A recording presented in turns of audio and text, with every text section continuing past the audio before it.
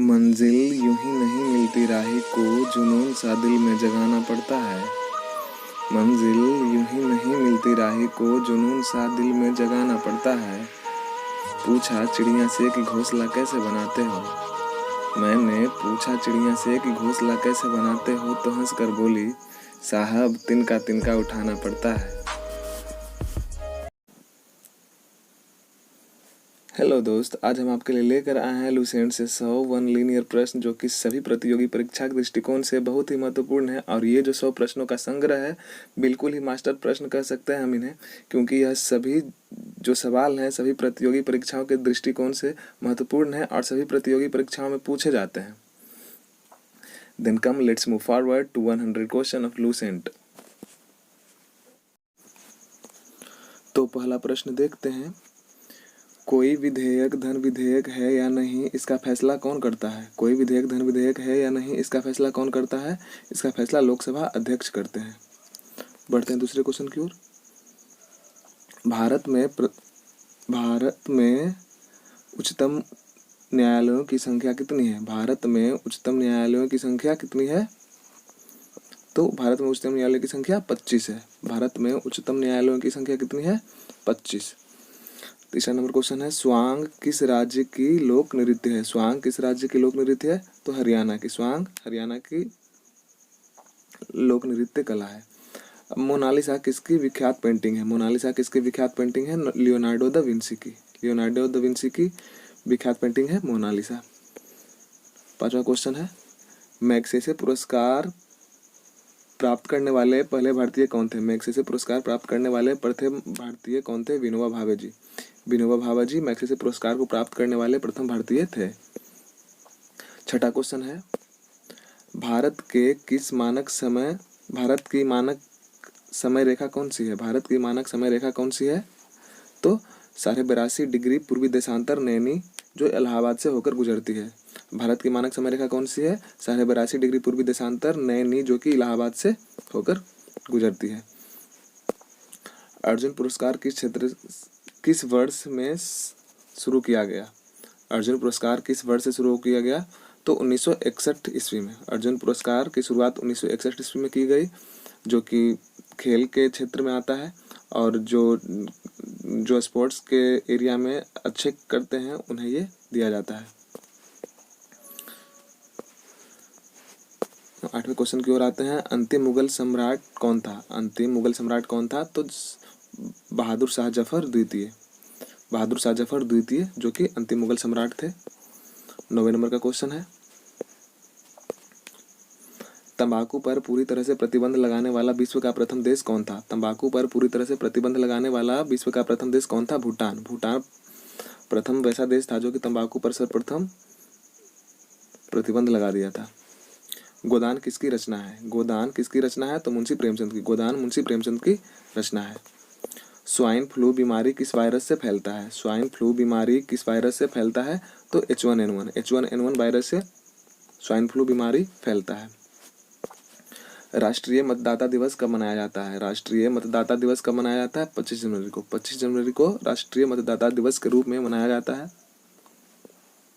भारत सरकार का संवैधानिक मुखिया कौन होता है। भारत सरकार का संवैधानिक मुखिया कौन होता है, राष्ट्रपति। राष्ट्रपति जो होते हैं भारत सरकार के संवैधानिक मुखिया होते हैं। किस संविधान संशोधन के द्वारा मौलिक कर्तव्यों को संविधान में जोड़ा गया। किस संविधान संशोधन के द्वारा मौलिक कर्तव्य को संविधान में जोड़ा गया, तो 42वें संविधान संशोधन के द्वारा मौलिक कर्तव्य को संविधान संशोधन में जोड़ा गया, जो कि 1976 में हुआ था। बढ़ते हैं अगले क्वेश्चन को, जो कि 15वें नंबर का क्वेश्चन है। नमक कानून को तोड़ने के लिए महात्मा गांधी ने कौन सा आंदोलन शुरू किया। नमक कानून को तोड़ने के लिए महात्मा गांधी ने कौन सा आंदोलन शुरू किया, तो सविनय अवज्ञा आंदोलन। सविनय अवज्ञा आंदोलन। बढ़ते हैं अगले क्वेश्चन की ओर। उपराष्ट्रपति का चुनाव कौन करता है। उपराष्ट्रपति का चुनाव कौन करता है, तो उपराष्ट्रपति के जो चुनाव करते हैं वो संसद सदस्य करते हैं। यहाँ क्वेश्चन टाइप गलत कर दिया गया है, तो संसद सदस्य करते हैं। संसद सदस्य मेंबर ऑफ पार्लियामेंट करते हैं उपराष्ट्रपति का चुनाव। बढ़ते हैं अगले क्वेश्चन की ओर, जो कि 18वें नंबर का क्वेश्चन है। विजय स्तंभ कहाँ स्थित है? विजय स्तंभ कहाँ स्थित है? चित्तौड़गढ़ में। विजय स्तंभ कहाँ स्थित है? चित्तौड़गढ़ में। विश्व का सबसे लंबा रेल मार्ग जो कि 9438 किलोमीटर है, उसका नाम ट्रांस साइबेरियन है, जो कि फ्रांस में है, किन दो शहरों को जोड़ता है? विश्व का सबसे लंबा रेल मार्ग ट्रांस साइबेरियन किस दो शहरों को जोड़ता है? इसका सही जवाब है सेंट पीटर्सबर्ग से व्लादिवोस्टोक को जोड़ता है। जो विश्व का सबसे लंबा रेल मार्ग ट्रांस साइबेरियन है, वो सेंट पीटर्सबर्ग को व्लादिवोस्टोक से जोड़ता है।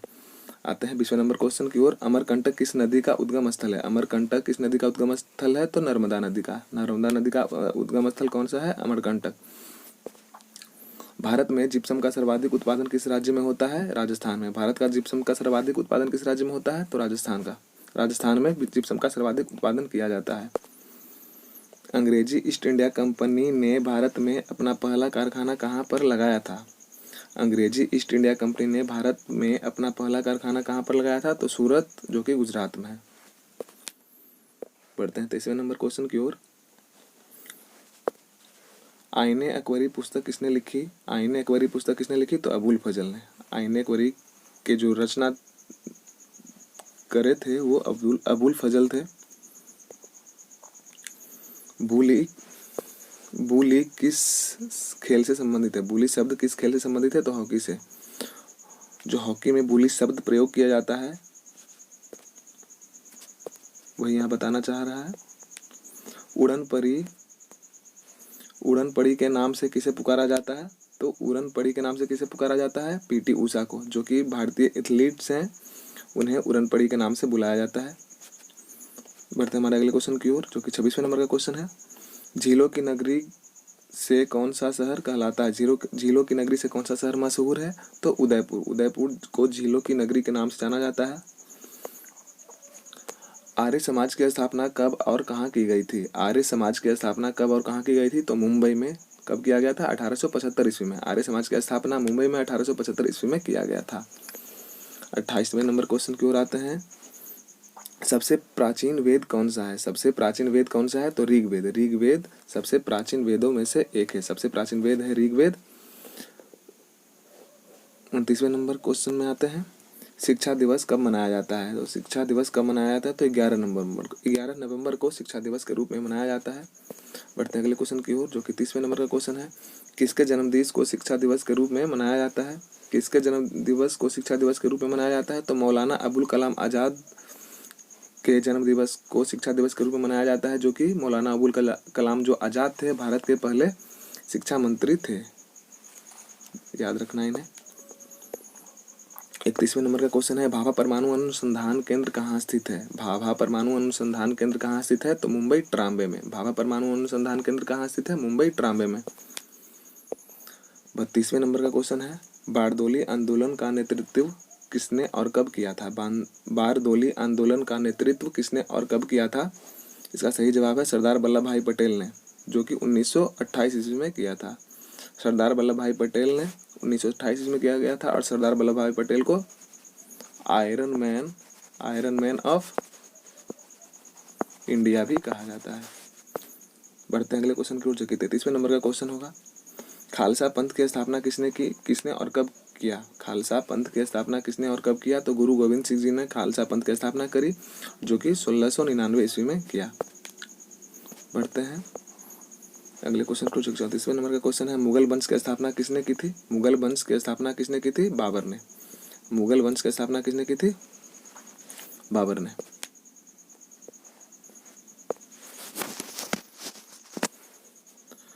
भारत की पहली महिला आईपीएस अधिकारी कौन थी? भारत की पहली महिला आईपीएस अधिकारी कौन थी? किरण बेदी। किरण बेदी जो थी भारत की पहली महिला आईपीएस अधिकारी थी।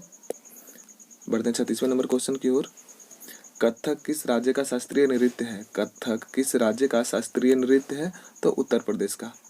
कथक जो है उत्तर प्रदेश का शास्त्रीय नृत्य है। और जो नीचे देख लेते हैं, कथकली किस राज्य का शास्त्रीय नृत्य है? केरल का। कथकली किस राज्य का शास्त्रीय नृत्य है? तो केरल का। तो आप कथक और कथकली में डिफरेंस समझ लीजिएगा, दोनों एक जैसे ही लगते हैं, इसलिए कंफ्यूजन ज़्यादा क्रिएट होता है इन दोनों क्वेश्चनों में। 38वें नंबर का क्वेश्चन है। टीपू सुल्तान की राजधानी कौन सी थी? टीपू सुल्तान की राजधानी कौन सी थी? श्रीरंगपट्टनम। टीपू सुल्तान की राजधानी कौन सी थी? श्रीरंगपट्टनम। और टीपू सुल्तान के पिता के बारे में अगर जो पूछा जाए तो पिता का नाम क्या था? तो पिता का नाम हैदर अली, पिता का नाम हैदर अली था। बढ़ते हूँ 40वें नंबर क्वेश्चन की ओर। चाइना मैन शब्द किस खेल से संबंधित है? चाइना मैन शब्द किस खेल से संबंधित है? तो क्रिकेट से। चाइना मैन किस खेल से संबंधित है? क्रिकेट से। बढ़ते अगले क्वेश्चन की ओर। प्रकृति में ज्ञात सबसे कठोरतम पदार्थ कौन सा है? प्रकृति में ज्ञात सबसे कठोरतम पदार्थ कौन सा है? तो हीरा है। हीरा अभी तक के सबसे ज्ञात जो कठोरतम पदार्थ है उनमें से एक है। 41वें नंबर क्वेश्चन की ओर आते हैं। डायनामाइट का आविष्कार किसने किया था? डायनामाइट का आविष्कार किसने किया था? तो अल्फ्रेड नोबल ने। अल्फ्रेड नोबल ने ही डायनामाइट का आविष्कार किया था। बिस्मिल्लाह खान का संबंध किस वाद्य यंत्र से है? बिस्मिल्लाह खान का संबंध किस वाद्य यंत्र से है? तो शहनाई से।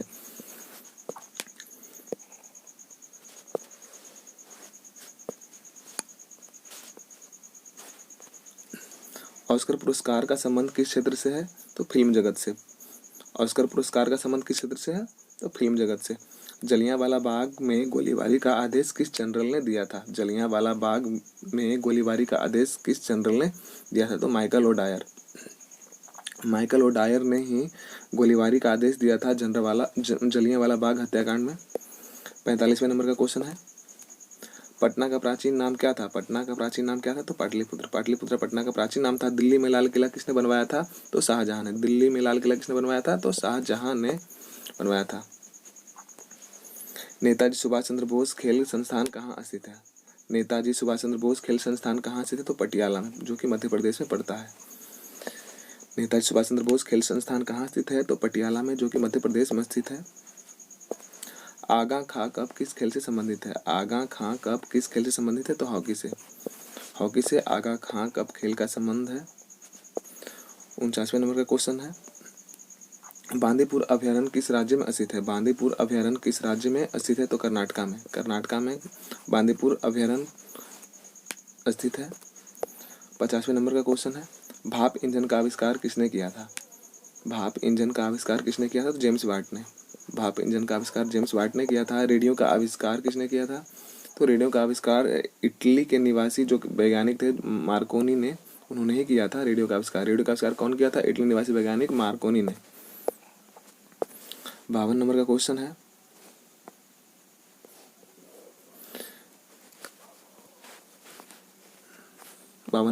देख लेते हैं।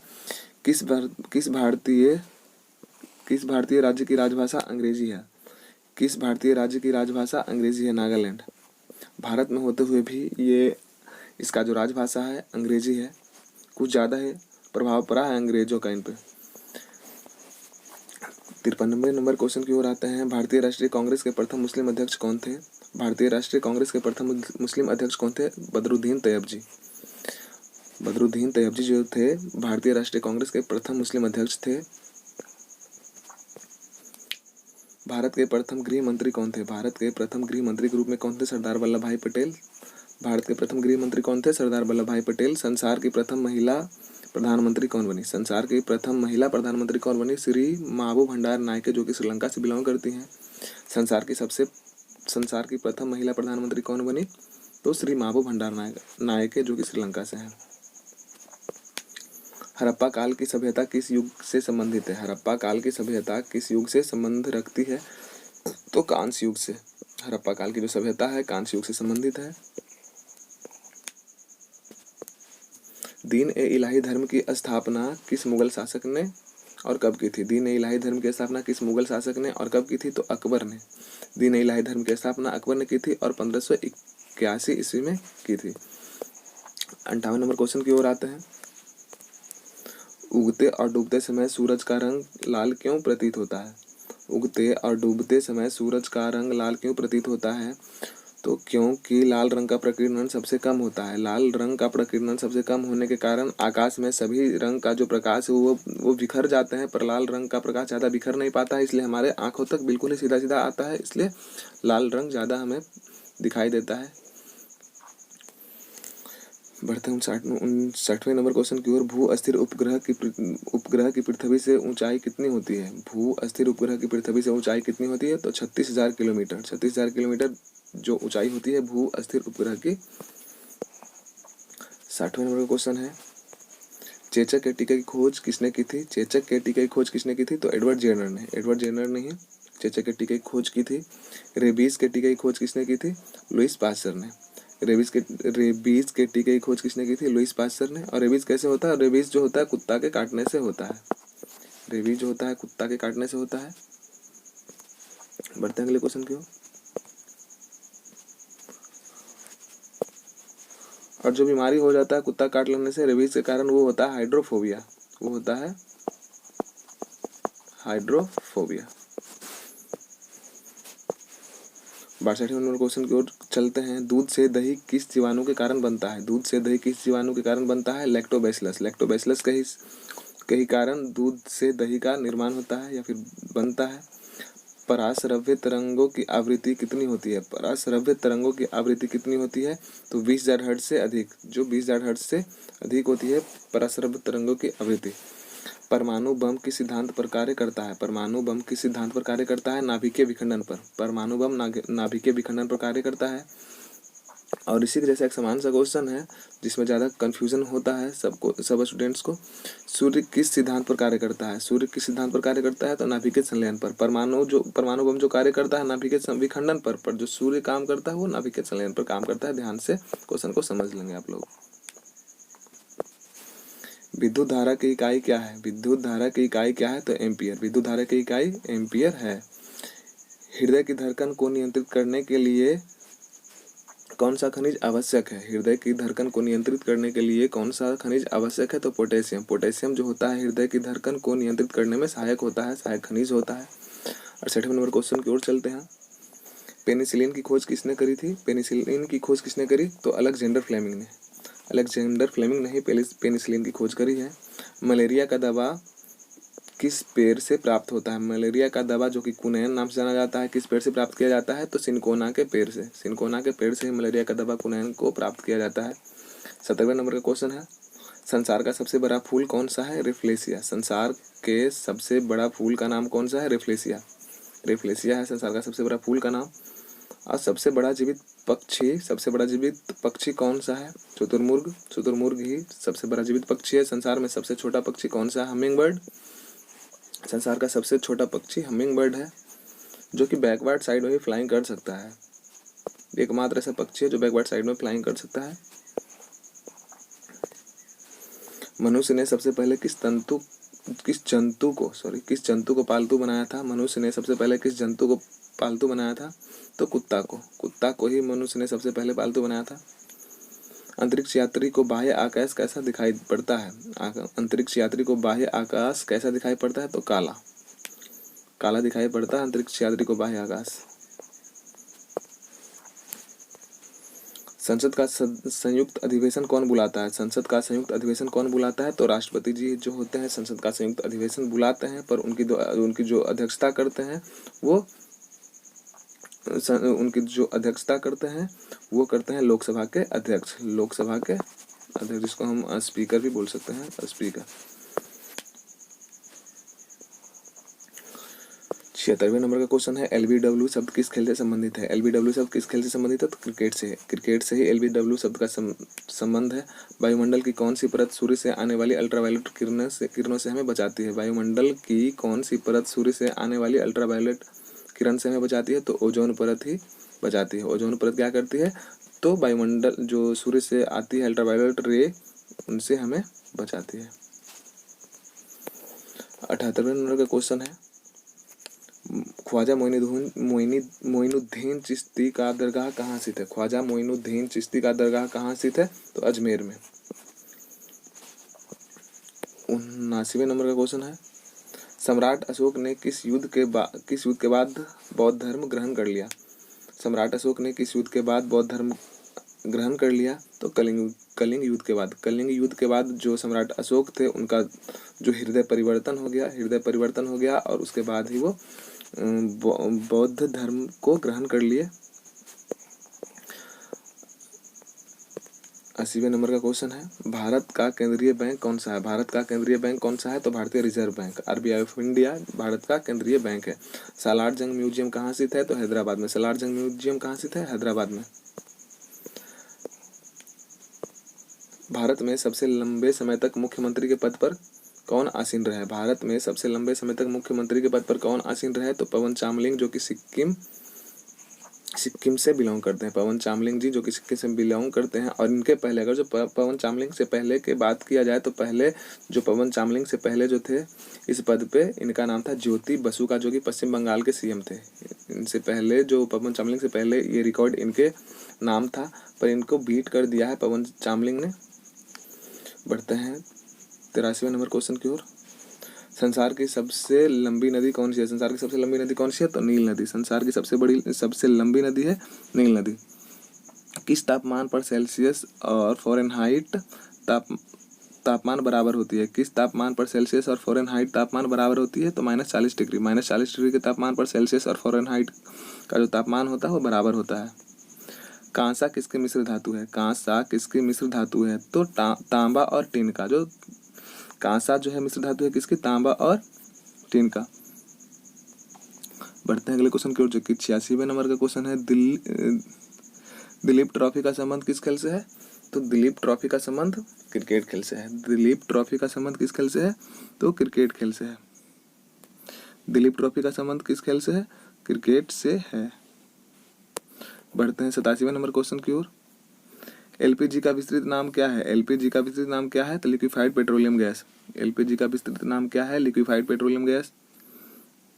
गीता रहस्य पुस्तक किसने लिखी? गीता रहस्य पुस्तक किसने लिखी? तो बाल गंगाधर तिलक जी ने गीता रहस्य पुस्तक को लिखा है।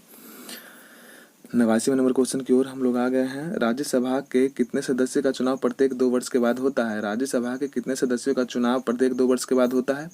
1/3 सदस्य का। प्रत्येक वर्ष जो होता है राज्यसभा के 1/3 सदस्य का चुनाव होता है।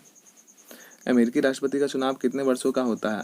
अमेरिकी राष्ट्रपति का चुनाव कितने वर्षों के लिए होता है? तो 4 वर्षों के लिए। अमेरिकी राष्ट्रपति का चुनाव कितने वर्षों के लिए होता है? 4 वर्षों के लिए, ध्यान रखेंगे आप लोग। और जो भारत के राष्ट्रपति का जो चुनाव होता है कितने वर्षों के लिए होता है? वो 5 वर्ष के लिए होता है। भारत के जो राष्ट्रपति का जो चुनाव होता है कितने वर्षों के लिए होता है? 5 वर्ष के लिए। अयोध्या किस नदी के किनारे पर स्थित है? तो सरयू नदी के किनारे। अयोध्या किस नदी के किनारे स्थित है? सरयू नदी के किनारे अयोध्या स्थित है। 93वें नंबर का क्वेश्चन है। जयपुर शहर की स्थापना किसने करी थी? जयपुर शहर की स्थापना किसने करी? तो राजा सवाई जयसिंह ने। राजा सवाई जयसिंह ने जयपुर शहर की स्थापना की। 94 नंबर का क्वेश्चन है। भारतीय संविधान में प्रथम बार संशोधन कब किया गया? भारतीय संविधान में प्रथम बार संशोधन कब किया गया? तो 1951 ईस्वी में प्रथम बार संविधान संशोधन किया गया भारतीय संविधान में। डूरंड कप किस खेल से संबंधित है? डूरंड कप किस खेल से संबंधित है? फुटबॉल से। फुटबॉल से डूरंड कप संबंधित है। और ये जो वीडियो है इसको लाइक और सब्सक्राइब करें और अपने फ्रेंड के साथ शेयर भी करें। और लाइक कर लेने के बाद और सब्सक्राइब कर लेने के बाद बेल आइकॉन है उन्हें दबाना ना भूलें, ताकि जो हमारा जो नया जो अपडेटेड वीडियो आते रहता है उनकी जानकारी आपके पास पहले पहुंचे और आप अपना जानकारी इसी प्रकार आगे बढ़ाते रहें। तो आज 96 नंबर का क्वेश्चन देखना है। सन 1907 ईस्वी में शुरू की गई साहित्य का नोबेल पुरस्कार किसे दिया गया? सन 1907 ईस्वी में शुरू की गई साहित्य का नोबेल पुरस्कार किसे दिया गया? रुडयार्ड किपलिंग को। रुडयार्ड किपलिंग को जो साहित्य पुरस्कार जो शुरू किया गया था उसका नोबेल पुरस्कार किन्हें दिया गया? 1907 ईस्वी में रुडयार्ड किपलिंग को। 97 नंबर क्वेश्चन की ओर बढ़ते हैं। किसके शासनकाल में मोरक्को का यात्री इब्न बतूता भारत आया था? किसके शासनकाल में मोरक्को का यात्री इब्न बतूता भारत आया था? मोहम्मद बिन तुगलक के शासनकाल में इब्न बतूता जो मोरक्को का यात्री था वो भारत आया था। भारत के पहले कानून मंत्री कौन थे? भारत के पहले कानून मंत्री कौन थे? तो भीमराव अम्बेडकर जी। भीमराव अम्बेडकर जी जो थे भारत के पहले कानून मंत्री थे। अभिज्ञान शाकुंतलम पुस्तक किसने लिखी थी? अभिज्ञान शाकुंतलम पुस्तक किसने लिखी? कालिदास जी ने। कालिदास जी ने अभिज्ञान शाकुंतलम पुस्तक की रचना करी है। बढ़ते हैं 100वें नंबर क्वेश्चन की ओर। प्रत्येक वर्ष श्रमिक दिवस कब मनाया जाता है? प्रत्येक वर्ष श्रमिक दिवस कब मनाया जाता है? तो 1 मई को। 1 मई को प्रत्येक वर्ष श्रमिक दिवस के रूप में मनाया जाता है। ओडिसी किस राज्य का शास्त्रीय नृत्य है? ओडिसी किस राज्य का शास्त्रीय नृत्य है? तो उड़ीसा का। उड़ीसा का जो शास्त्रीय नृत्य है वो ओडिसी है। बिल्कुल ही दोनों का शब्द एक जैसे ही मिलते जुलते लग रहे हैं, तो इसमें ज़्यादा परेशानी नहीं होगी याद करने में। भाखड़ा बांध किस नदी पर बनाया गया है? भाखड़ा बांध किस नदी पर बनाया गया है? तो सतलज नदी पे। सतलज नदी पे भाखड़ा बांध का निर्माण किया गया है। भारत का कुल क्षेत्रफल कितना है? भारत का कुल क्षेत्रफल कितना है? 32,87,263 वर्ग किलोमीटर। भारत का कुल क्षेत्रफल कितना है? 32,87,263 वर्ग किलोमीटर। जो आज का मे बी लास्ट क्वेश्चन है। अमेरिका ने जापान के हिरोशिमा पर परमाणु बम कब गिराया था? अमेरिका ने जापान के हिरोशिमा पर परमाणु बम कब गिराया था? तो 6 अगस्त 1945 ईस्वी को। 6 अगस्त 1945 ईस्वी को अमेरिका ने जापान पर परमाणु बम गिराया था। तो पहला एक जो बम गिराया गया था 6 अगस्त को, और दूसरा बस 2-3 दिनों के ही बाद 9 अगस्त को बम गिराया गया था। 9 अगस्त को बम गिराया गया था। जो 6 अगस्त को बम गिराया गया था उसे लिटिल बॉय का नाम दिया गया था। दिया गया था। और जो 9 अगस्त को जो बम गिराया गया उसे फैटमैन के नाम से गिराया गया था। तो बस आज के लिए बस इतना ही है। धन्यवाद। जय हिंद।